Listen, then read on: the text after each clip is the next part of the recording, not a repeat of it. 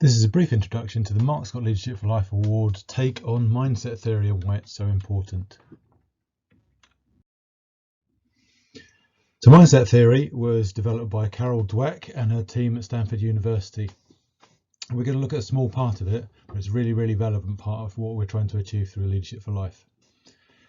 So we look at mindset theory as a basic building block for successful learning. It enables people to want to learn, to feel that they're able to learn, and that's really important. All the other stuff around learning doesn't come to any fruition if you actually don't think you can learn. So mindset theory is about making sure that people understand that they can learn. So we can only learn when we're ready. So worried people don't learn very well, and mindset theory has some social stuff to look at as well, in terms of how we interpret what other people see in us and what we think other people think of us as well. So if we're really worried about a circumstance, we're really worried about being successful and showing people how good we do, that will actually affect our performance. We might not be as good as we would have been if we weren't worried about it. So mindset theory is really useful for that. And also, we're our own worst gatekeepers in life. It's a completely made up statistic, but I was going to say 80%, but it's a large percentage of people who look at something that looks really challenging and go, I couldn't do that, and walk away from it, actually could have done if they'd committed. And think about the times when, obviously there's been times when it's not important. I don't think I can cross the road now, so I'm not going to. Well, that's fair enough. But we also do that when it's really important. How many things could have you applied for, but you didn't because you didn't think you could have got it? How many times have you had the opportunity to try something and you haven't, and that actually might have changed things for you? We prevent ourselves from doing things far more than other people do. So we worry about going to interview and somebody not giving us that job at that university place. Well, that's one instance, but there's lots and lots of other instances where we prevent ourselves from doing the things. So mindset theory can help us being that bad gatekeeper and allow us to be successful in doing stuff. So the wonderful thing about mindset is, as it says at the bottom of the slide there, it can make every experience an opportunity to learn, no matter how successful it is on the face of it. So let's get started, shall we?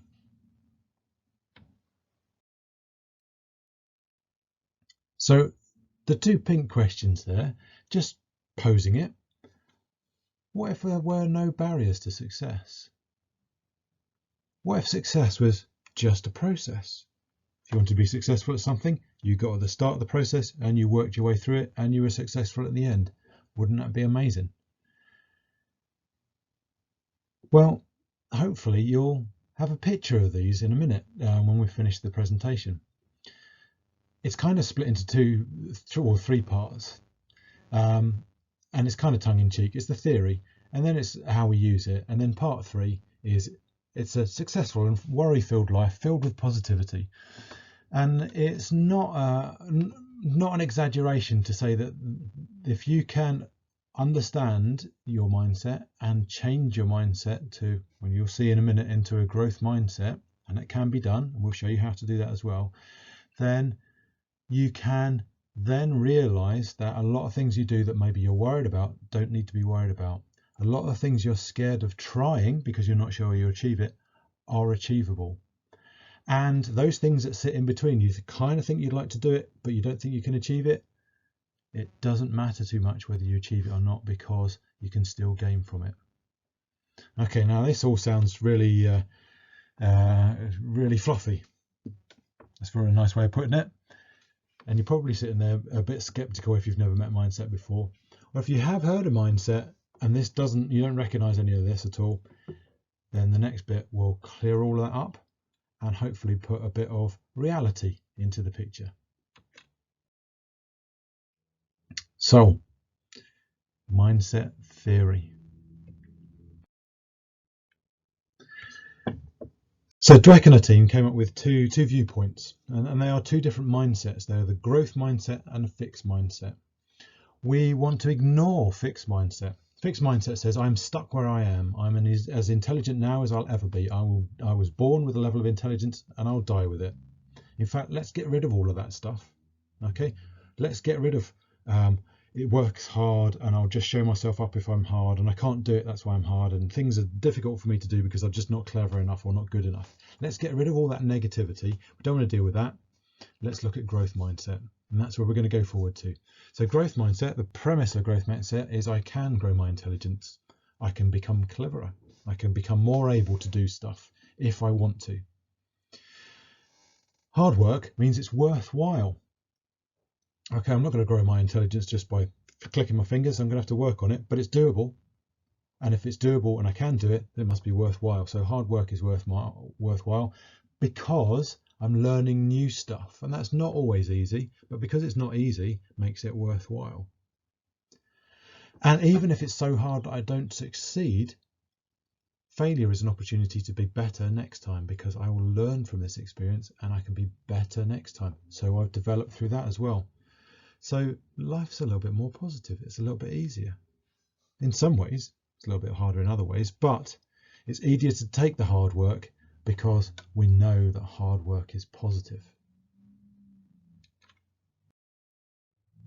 So a little bit of evidence. So it's medically accepted our brains function using neural pathways. And these pathways can develop. This is how we learn. Okay, for example, this is how we recover from brain injury, so such as head trauma, or how people who have had a stroke and lose the power to speak relearn the power of speech, because we reconnect those neural pathways, we find new ones. And that's our brain reforming itself in little ways. And fundamentally, brains being not static. They develop, they learn. Okay, and they physically develop new pathways. Okay, so if our brain can be not static, then its functions can be not static. Our intelligence can be not static. We can develop our abilities to do things and understand things if we find the right way of doing it and grow. So our brains are not static. So if we consider football, for instance, it could be golf, it could be dancing. Why do footballers practice? Is it just for fitness? Well, we know the answer to that. The answer is no, it's not just for fitness. It's so they get better, they're more skilled. So do you think they have to practice every body movement before they do it? Or have they practiced so much that they're able to do it without thinking? Is it automatic? Have they trained their neural pathways to deliver this trained action? And if the answer to that is yes, and I'm putting forward that it is yes, then what are they training for? Why do they practice? It's to make those neural pathways, those messages, quicker and faster. So they're actually developing their brains to be better footballers. And the best footballers in the world, Michael Jordan, the one-time best basketball player in the world, have admitted that they're not good because they're naturally good. They might have some physical gifts, but they become better footballers, basketball players, musicians, mathematicians by practicing. Einstein was considered to be a dunce at school. So we practice and develop those neural pathways to get better. So an easy analogy for us to make then is that if we consider your brain as a muscle, something that we exercise, so footballers are exercising their brain in creating those neural pathways so that they automatically react to certain situations without having to think about it. It's a really fast action. They're practicing their brains so that a kayaker can practice the way that they bring their kayak back up the right way so that they do it automatically. So we can drive a car. Okay, all of those things we're developing and training as a muscle. Okay, so if you think about it about as a muscle, then hard thinking, solving problems, dealing with things, learning new things that are really hard to do, it's a bit like going to the gym. We're giving our brain a good workout. If we go to the gym, we need to accept then that having a good workout for the brain is the same as exercising with weights or on the machines or whatever. So when something is hard, it's an opportunity to get stronger. And it's not a million miles away then to say that hard work is good if you want to develop, and that we shouldn't avoid hard work. So if you're finding something difficult at school, it's not because you're not clever enough, it's because it's an opportunity for you to learn a new skill. Okay, learn a new thing. And that's fantastic, because it's not saying you're stupid, it's saying you haven't learned it yet. And that means that asking for help isn't an admission of your stupidity, as it would be if you had a fixed mindset. It's admission that you're not good enough at that thing yet, but you want to be. And so you can then go and find somebody to help you out. You can admit to people, I can't do this thing yet, but if you help me, I'll be able to do it. You're a human being, you can figure out how to do it. So why can't I? What's the difference between the two of us? How can I get better at this thing? Come and help me. So we don't avoid hard work, and we also have the door open to the ability to go and ask for help as well. Can't do this thing yet. You come and help me. I'll be able to do it, because I'll be able to practice and train and get better. It's amazing, isn't it? So it just keeps getting better.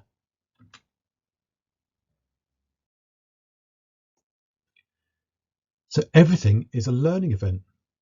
Ability is just a matter of practice. We can set our targets on something, and if we want to achieve it, we really want to, then we can do it. We just need to work out the process. What things do we need to practice? What machines do I need to go on at the gym to get better at that thing? Everything is a learning event. And how did it get better? That slide said, well, it gets better. This is the way it gets better. And an unsuccessful attempt is a part of practice. It's all part of the process. You never try something and get it right first time. When you're doing it new, why should you get it right every time on the way through? We can try things, fail a little bit, and learn from that failure. It's part of the process of learning. So we don't need to worry about not being outwardly successful each time, because every time we try something, successful or not, we learn from it.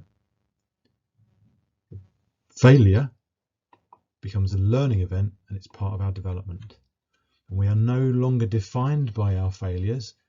We are now become defined by what we do when we learn from them. We don't worry about not being successful, because we know we can learn from it. And all that's important is that we learn something from that non-successful event. It takes all the pressure away, doesn't it? I'll just give it a go, see what happens. I might fail, might not. If I succeed first time, that's great. Maybe I was lucky. Maybe I have a natural ability in that. Okay, but if I fail, well, I can work out why I failed, and next time I'll be more successful. I might not succeed next time, but I'll be more successful in my next attempt, and I will learn something new from that attempt.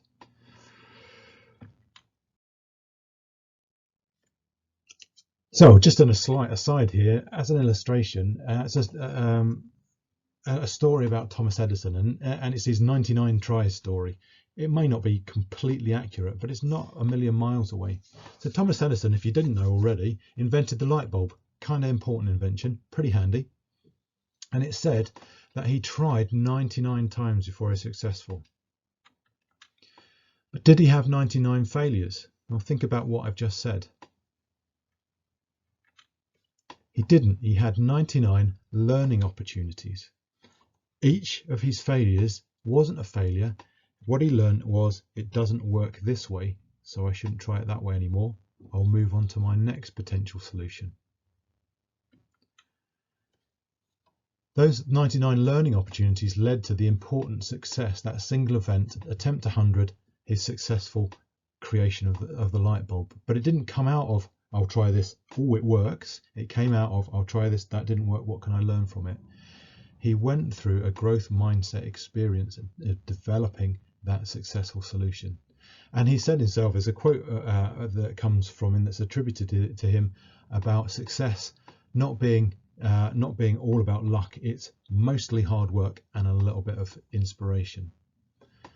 So the other thing that comes from Edison's story is also that it's just underpinning the idea of work. Sometimes we just need to keep going at it.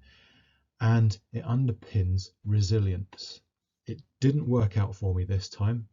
I'm not going to go, that's rubbish, I'm stupid, I can't do that thing, and walk away. It didn't work out for me this time, and therefore I'm going to try it a different way based on the learning that I had last time. It makes us resilient. It makes us able to deal with failure. It didn't work out. What can I learn from it? I'll move on. And that's a fantastic thing, isn't it? Again, it's even better as well, because mindset has an element of control in it as well. You're controlling your opportunity. So if we look at this picture, I can run a marathon. I'm saying that to you now. I can run a marathon. You might be tempted to say, well, no, of course you can't. And actually, I couldn't run a marathon tomorrow.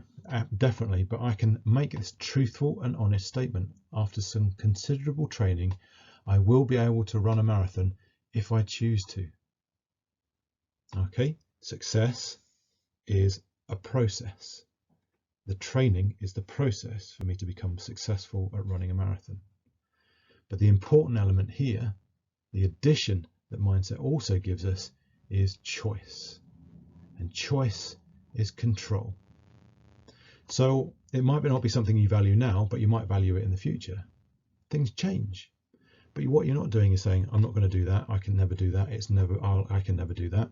What you're saying is, I choose not to do it now. And actually, I'll be honest with you, I choose not to run a marathon now. I will probably continue to choose not to do a marathon because I don't value it. But if I set a marathon as a goal, something I really wanted to do, and it becomes valuable to me, I know that I can do it. I can run a marathon if I wanted to. It's control. That's an amazing thing. So let us summarize that a little bit. What we've got is we've discovered that hard work means that you're developing, you're getting better, and you're getting closer to your targets. So it's not something to be sheared away from, not something to be embarrassed about. If we're finding it hard, we can go and ask for help, because help is just helping us feed into that process of success. It's not an admission of being stupid or bad at something. So hard work is good. Failure, or apparent failure, is an opportunity to learn. It's a stepping stone to success. So we don't need to be fearful of not being successful straight away. We can choose to do anything or not to do anything. It's our choice.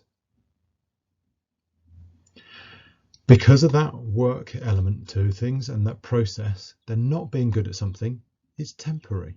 We just need to put the right work and the right amount of time into something for it to be for us to be successful at thing. And it is safe to challenge yourself, because rather than being fearful of not being successful and people thinking you're stupid, you can challenge yourself because you will learn on the way. You'll develop your ability through a series of successful and non-successful events on a process of learning and development towards your goal. You can change your goal, but it's safe to challenge yourself in the first place. And what am I saying here? Why is that picture there? You can pick big, challenging, seemingly insurmountable goals because you're a human being. And if a human being can do this thing, if it has been done by a human being, then it can be done by you in the right circumstances with the right amount of work. And it is a process. And all you need to do is find the process. You might want to refer to eating elephants at this stage if you haven't done it before. It's a process. You just need to take that first step. So to finish, we started off saying we're going to give, at the end, we'll give you a tool. And this is a tool. It's a 3-letter word. It's simple and it's yet. If you use yet at the end of a statement of a challenge, so you've taken that last line on the last slide and you've said, right, okay, I am going to be, I want to do this thing. Okay, I want to be this thing, this big challenge. Don't say I couldn't do this thing. Don't say I can't run a marathon, for instance. Say I can't run a marathon yet. It keeps your choice, but it's open-ended. And what it means is it's just a matter of time and work and attitude. I can't achieve that massive scary goal yet, whatever it is, but I will be able to as soon as I've identified the process and as soon as I've started on that process. I just need to find the right way to do it, because you can do that. To finish that, the cynics, and some of you may think the realists amongst you will be going, well, I can't do everything. And yes, that's true. There is an element of luck to everything. There is an element of having some basic attributes or positions that enable you to get other places. But I go back to the gatekeeping comments that I made before. It's amazing the number of things that you can do if you go through this process. If you remain positive, you keep your control, you identify the process, you don't shy away from hard work, and you're not fearful of not being successful straight away, it's amazing how far you can go towards those goals. And many of them are far more achievable than you realize. But, and I've already said this before, if you don't achieve that massive goal, it's not a failure, because you've learned on the way. You've learned many things, and the bigger the thing, the longer the pathway, the longer the journey, the more things you've learned on the way. So every journey towards every goal is positive. It's a learning experience, a growth experience. So use yet, ask for help, break things down, and remember, hard work is an indicator that you're learning and developing, and there is no unsuccessful activity. Everything you can learn from. Good luck, everybody. Thanks very much for listening.